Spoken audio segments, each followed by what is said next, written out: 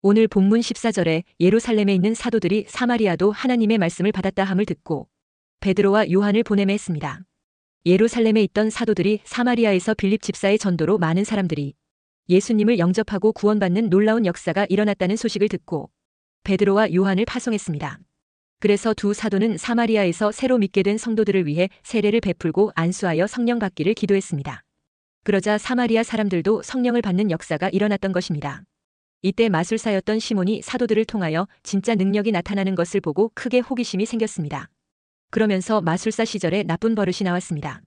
목적을 위해서는 수단 방법 가리지 않고 응용하여 기어코 목적을 달성하듯이 사도들에게 돈을 내놓고 성의를 보이면서 특별 요구를 했습니다.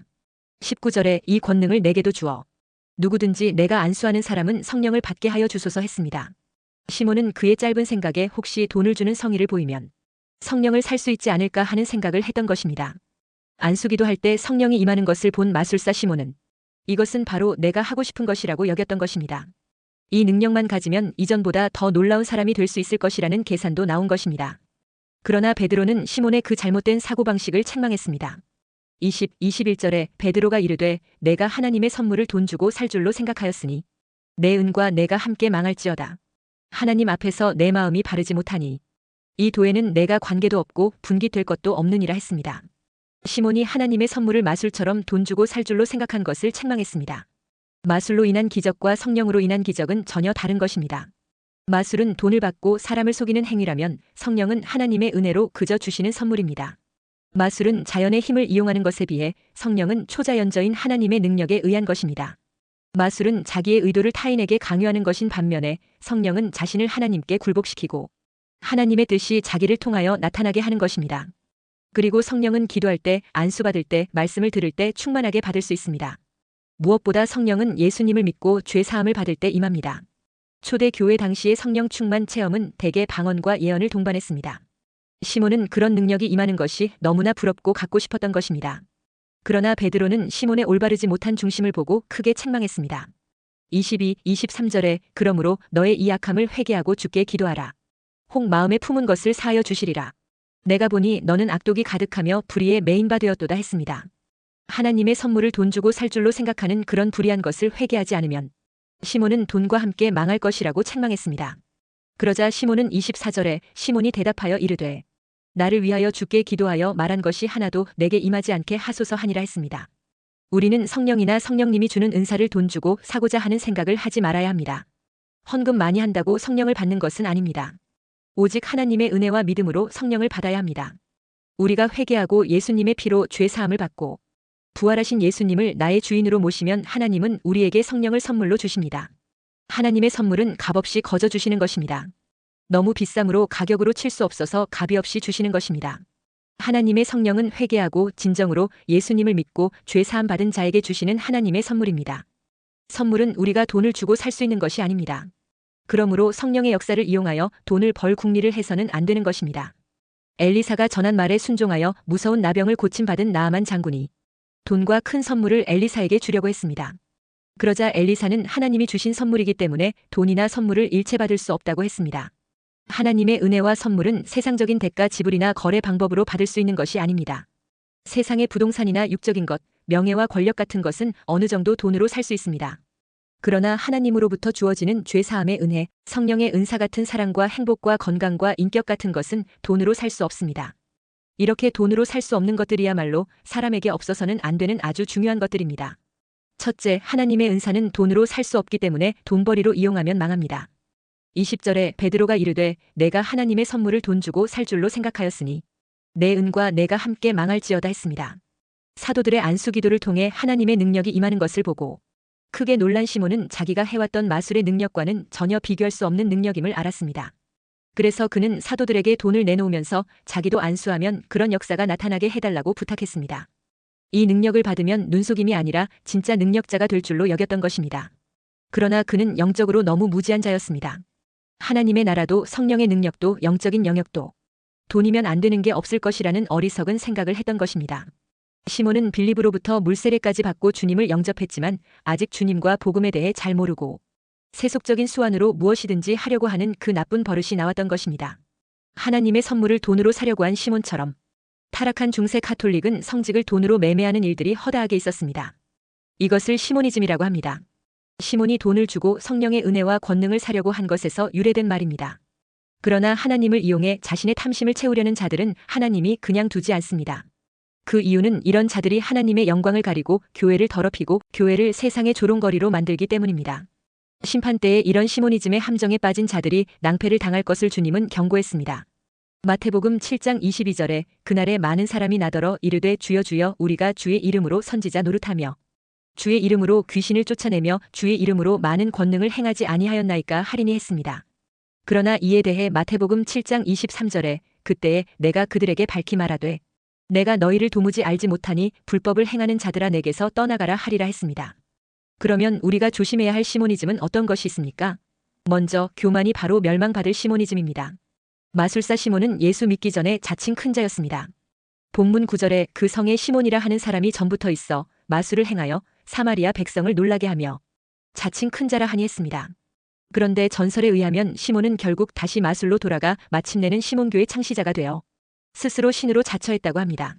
교부 터툴리안에 의하면 시몬은 자신을 지극히 높은 아버지라고 했다고 했습니다. 제롬에 의하면 시몬은 자신을 하나님의 말씀이며 전능자며 하나님의 모든 것이라고 했다 했습니다. 시몬은 그의 교만 때문에 어설프게 회개하고 온전히 돌이키지 못한 것 같습니다. 은사는 받기 전에도 교만을 조심해야 하고 받은 후에도 교만을 조심해야 합니다. 자신을 대단한 사람으로 착각해서는 안 됩니다. 아무리 큰 능력의 소유자도 하나님이 세운 종들이나 다른 성도들을 무시하지 않습니다. 은사는 하나님께서 우리를 통해서 선한 일을 하시려는 하나님의 역사일 뿐이지 내가 위대해지는 것이 아닙니다. 내게 오는 찬사는 절대 내가 받아서는 안 됩니다. 얼마나 많은 사람들이 은사를 잘못 감당하여 교만으로 떨어졌는지 모릅니다. 또한 은사와 능력을 우상화하는 것이 시모니즘입니다. 13절에 시몬도 믿고 세례를 받은 후에 전심으로 빌립을 따라다니며 그 나타나는 표적과 큰 능력을 보고 논란이라 했습니다. 시몬이 예수 믿고 세례도 받았지만 시몬이 주관 심사는 하나님이 아니라 은사와 능력이었습니다. 그래서 그는 빌립에게 비법을 전수받기 위해 따라다녔습니다. 그는 자기 마술에다 은사를 더해서 진짜 놀라운 사람이 되고 싶었던 것입니다. 이처럼 은사 추구 일변도로 나가면 100% 잘못됩니다. 수많은 은사 집회에 악신이 역사하여 이상하게 변하는 것들을 많이 봅니다.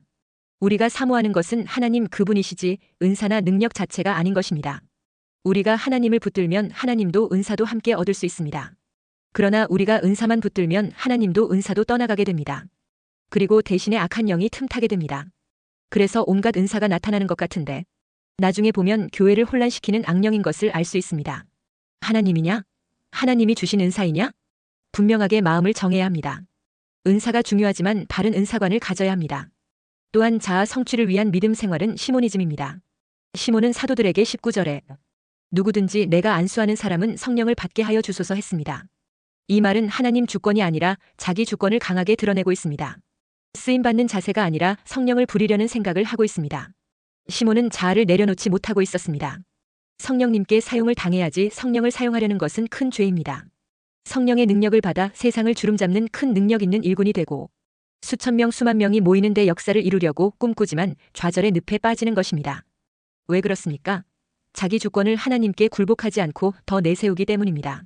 날마다 기도해도 자아만 키우는 기도라면 하나님의 원수가 될 뿐입니다. 우리가 정말 하나님께 쓰임을 받는 일군이 되려면 겸손하게 자기 몸과 마음을 드리는 성도가 되어야 합니다. 그리고 사람들 앞에 대가가 되려는 사고방식은 시모니즘입니다. 성령은 믿는 자에게 거저 주시는 하나님의 선물이기 때문에 굳이 큰 사람인 대가가 될 필요는 없습니다. 우리가 하나님의 선물을 받을 그릇만 준비하면 됩니다. 먼저 믿음의 그릇 준비해야 합니다.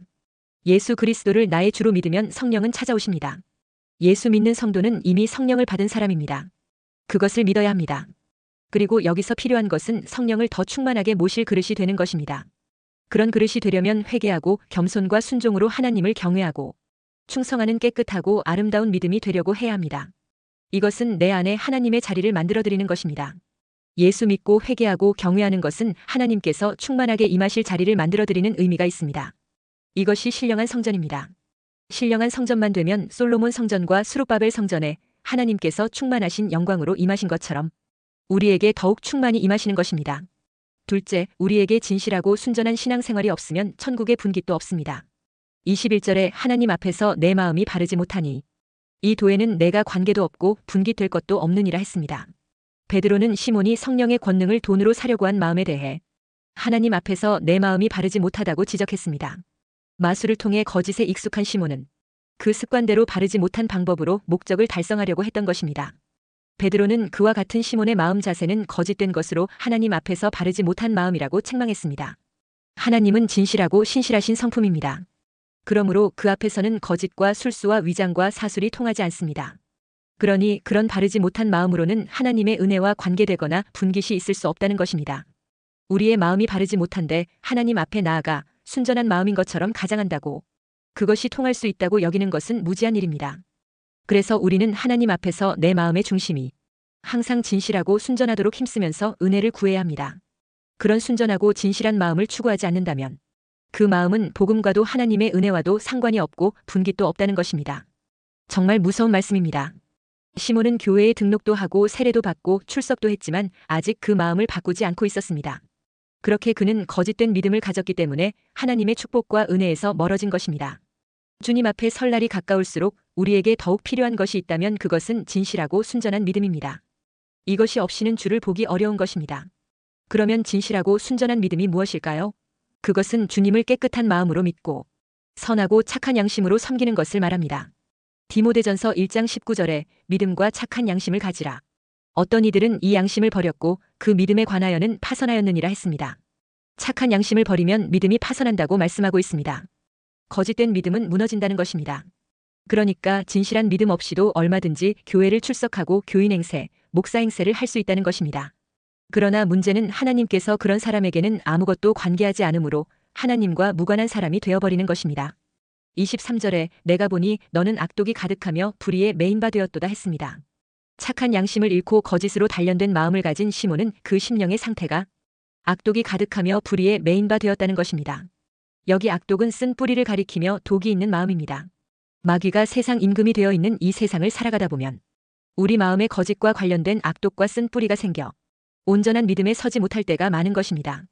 진실하지 못하고 거짓된 사고방식과 삶의 처신은 우리 마음의 악한 독소를 머금게 만드는 것이 됩니다. 그 악한 독은 우리로 하여금 영적인 능력을 상실하게 만드는 것입니다. 다시 말해 그리스도인으로서의 기쁨과 평안이 사라지고 하나님과 관계가 멀어지게 됩니다. 그래서 거짓으로 역사하는 마귀는 이 악독이 즐겨 사용하는 무기 중에 하나입니다.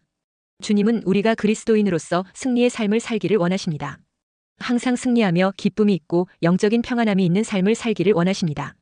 이런 삶이 문제가 없고 환난이 없는 것은 아닙니다.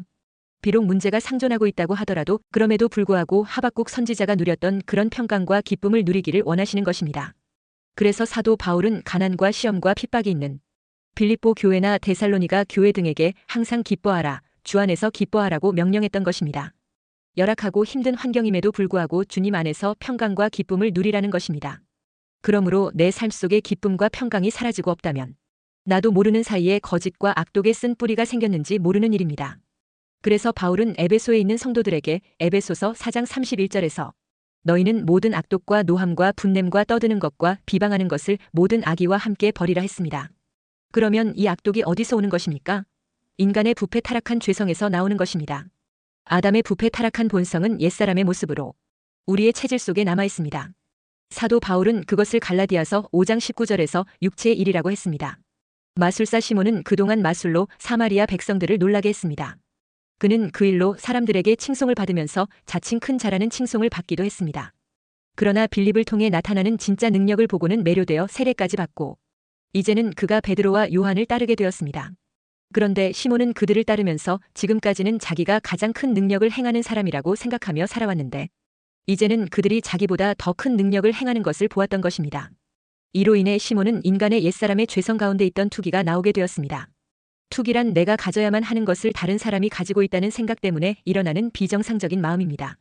다시 말해 인간적인 욕망으로 성령의 능력을 받으려 한 것입니다. 시몬은 자신이 가지고 있지 않는 것에 대해 그것을 갖고 싶다는 분별력이 없는 강한 욕심으로 인해 쓴 뿌리가 생기게 된 것입니다.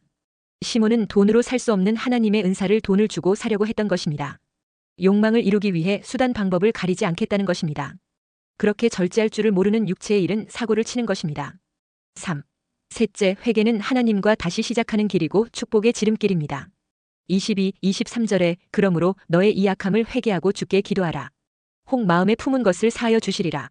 내가 보니 너는 악독이 가득하며 불의의 메인바 되었도다 했습니다. 베드로는 마술사 시몬에게 너의 이 악함을 회개하고 주께 기도하라. 혹 마음에 품은 것을 사하여 주시리라 했습니다. 시몬이 어떤 잘못을 저질렀습니까? 성령의 권능과 은혜를 돈으로 사서 돈벌이에 이용하려고 하는 죄입니다. 이것은 결코 작은 죄가 아닙니다. 그럼에도 초신자이니 진정으로 회개하면 용서받을 수 있다고 말해주었습니다. 그렇습니다. 하나님은 우리 죄가 주홍같이 붉어도 진정으로 회개한다면 용서하시고 은혜를 베푸시는 분이십니다. 이사야 1장 18절에 여호와께서 말씀하시되 오라 우리가 서로 변론하자 너희의 죄가 주홍같을지라도 눈과 같이 희어질 것이요 진홍같이 붉을지라도 양털같이 희게 되리라 했습니다. 그러므로 하나님 앞에서 죄가 있다면 그것이 크든 작든 하나님의 자비와 긍휼하심에 의지하여 진심으로 회개해야 합니다. 죄를 진심으로 회개하면 사함을 얻고 평강과 기쁨을 누리지만 끝까지 회개하지 않으면 결국 심판받게 됩니다. 그래서 우리는 회개를 생활화해야 합니다. 회개하라고 하면 불편할 수 있지만 그래도 그 길만이 사는 길이고 회복의 길입니다. 아무리 거듭난 성도라 해도 세상 임금 마귀가 설치는 세상을 살다 보면 우리 안에 있는 타락한 본성을 자극시켜 죄에 오염되게 만들 수 있습니다. 그렇기에 세상 사는 동안에 죄 짓지 않고 사는 사람이 없는 것입니다. 그래서 회개가 필요한 것입니다.